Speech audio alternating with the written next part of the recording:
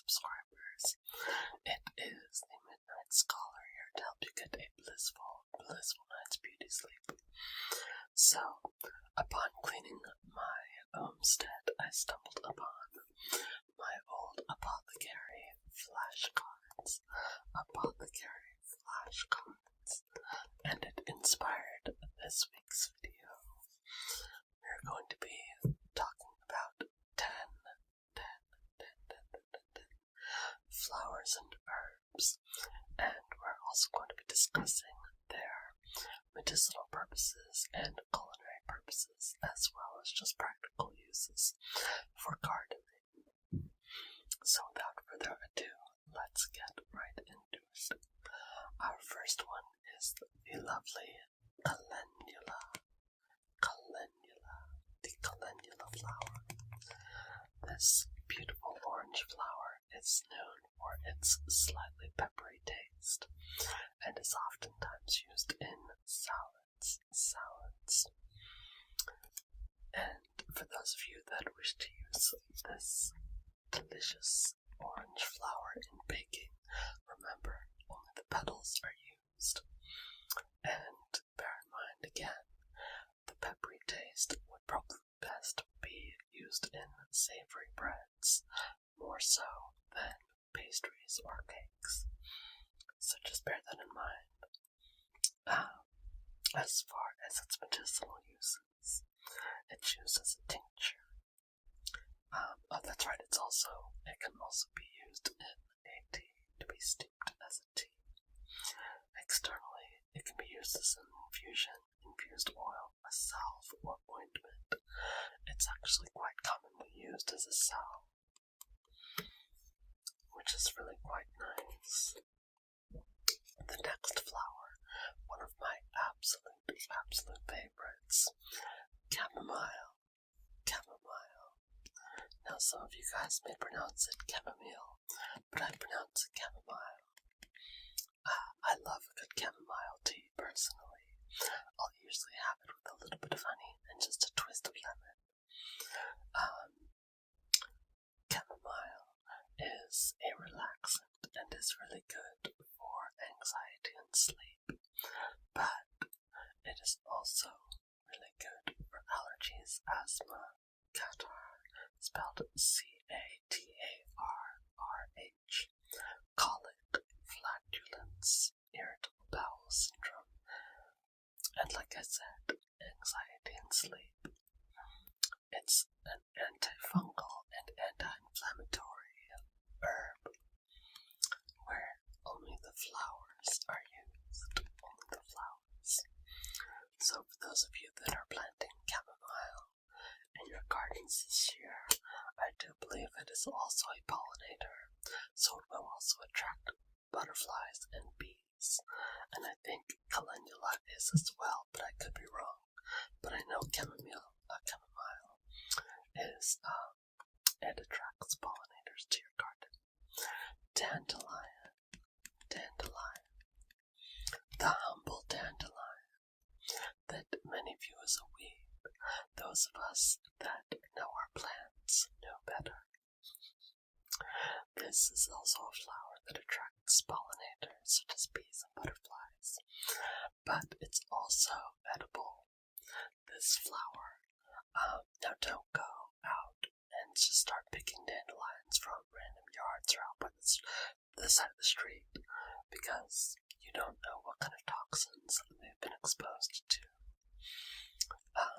But if you plant them in a clean, safe environment, then these can be used to create simple syrups brewed in a tea, or the entirety of the plant, the flower, the stems, can be used in salads as well. So, as far as medicinal uses, the roots can help with digestive issues, liver, gallbladder, jaundice, rheumatism. And the leaves can be used to help with edema. And the flowers, when used externally, can create a pain-relieving salve or balm. The leaves, like I said, can be used in salads, and I think the flowers can too. The cleaned and ground roots, baked, can be made into a coffee substitute, and the flowers, as I said, can be infused in an oil as a balm for pain or tincture. And, as I said, it can also be brewed into a tea. Dandelion tea is actually quite tasty. Speaking of teas, echinacea. Many of you may know this beautiful purple flower as the cone flower or purple cone flower. This is another flower that can be brewed into a tea.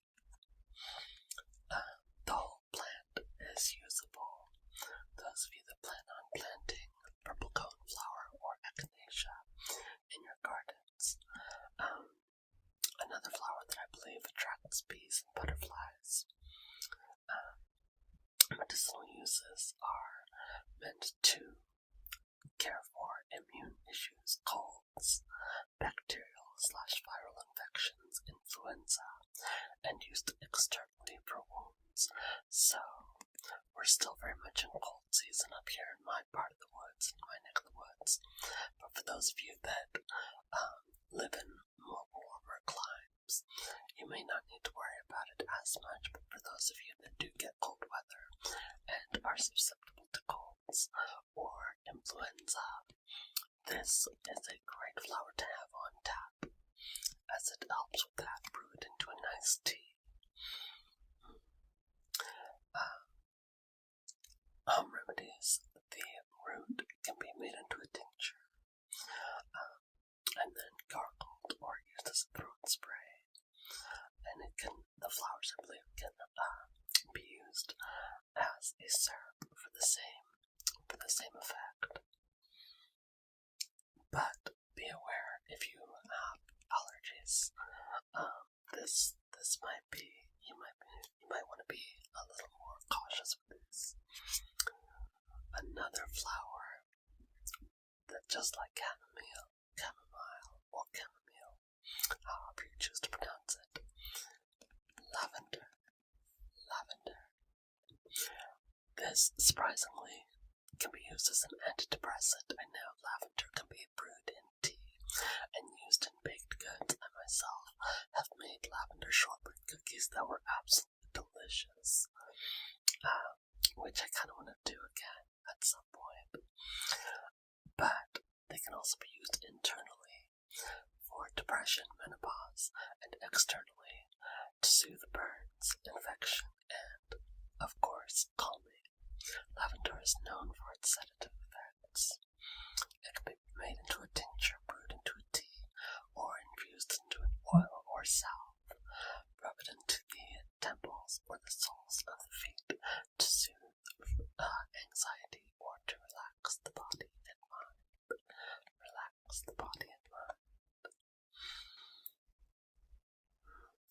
But be wary. Essential oils should not be used on open wounds. The next one is lemon balm. Which, in spite of its name, let me see here, because there's lemon balm and then there's lemongrass. I think lemon balm is the one that's part of the mint family, and then lemongrass is the one that actually has the aroma and flavor of lemon when brewed into a tea. But anyway, this one can also be brewed into a tea. I could have those backwards, but I think I might be right, because it even looks similar to mint. So yeah, I think this one's part of the mint family. But anywho, the aerial parts, mainly the leaves, are the part that is used. And as I said, it is brewed into a tea and can help with IBS, irritable bowel syndrome, or depression. Infuse the leaves as a tea, or make a tincture to take internally, or a poultice to place directly on cold sores. So, there you go. Another really good herb for this cold weather. I know if my lips get too dry, then I start to break out with cold sore usually this year it wasn't as cold in my neck of the woods, so I didn't have to worry about that. Knock on wood. Licorice. The bane of many people's existence. To me, it does very much taste like black licorice, but I kind of like that, and it can be really good if you add honey to it. When you brew this into a tea, the roots are used for this plant, but the flowers are quite beautiful. It's an adaptogen, an adrenal tonic, an anti-inflammatory. So overall, those of you that hate licorice, get used to liking it because it's really good for you and it does a lot of good. It's an antiseptic as well, and an antispasmodic for both the muscles, uterus, and respiratory. Surprisingly enough, it actually also, very much like lavender and chamomile, is a great stress-relieving herb. But remember, this is the root. You only use the roots for like brewing tea and whatnot. But do use it sparingly, because it can raise blood pressure as well. So if you're prone to high blood pressure, you might want to avoid licorice. Suddenly everybody has high blood pressure now. Peppermint. I love peppermint. The little beautiful green leaves that you see oftentimes sold in supermarkets, sometimes in the produce department, but especially during gardening season in the garden department, and we have it at Walmart. The leaves obviously are used. Culinary uses, naturally, obviously, for those of you that love mint. I've actually made brownies, chocolate mint brownies, using fresh mint from my garden. And it turned out really good, and it was delicious, and I loved it, and I shared some of it with my friends. Especially one of my close friends who likes chocolate and mint very much like me. Medicinal uses, it's great for nausea, vomiting, in pregnancy, colic, flatulence, IBS, ulcerative colitis, and colds. Peppermint tea is oftentimes my go-to during cold and flu season. So I know a lot of people don't like mint, but peppermint tea during cold and flu season, it'll get you through, don't you worry. But yeah, Dion says that you can use it as a tea or powdered for pastilles. I oftentimes, like I said, I use it in baked goods. And then our final one, thank you guys so much for bearing with me, Sweet Violet. Not only do I think this one also attracts pollinators, bees, butterflies, and the like, it's also edible. It is very much edible and can be used as a garnish in salads, sweets, or used as a tea, brewed into a tea. The leaves and the flowers are both usable, and it cools inflammatory conditions externally and internally, helps with coughs and sore throats. And again, you can brew it in a tea, or use the flowers to make a simple syrup. I think you can even make a jelly with it too. Violet jelly is a thing, which I learned about just from curiously searching online. But yeah, violet has culinary uses, it has medicinal uses, and it also is just pretty to have in your garden. I mean, who wouldn't want this beautiful purple flower in their garden? So, I hope you guys learned a lot. If you didn't stay awake throughout this, that's okay. That's kind of the point. If you fell asleep, or if you stayed awake to learn a little bit of something about 10 different herbs and flowers, then you still win either way.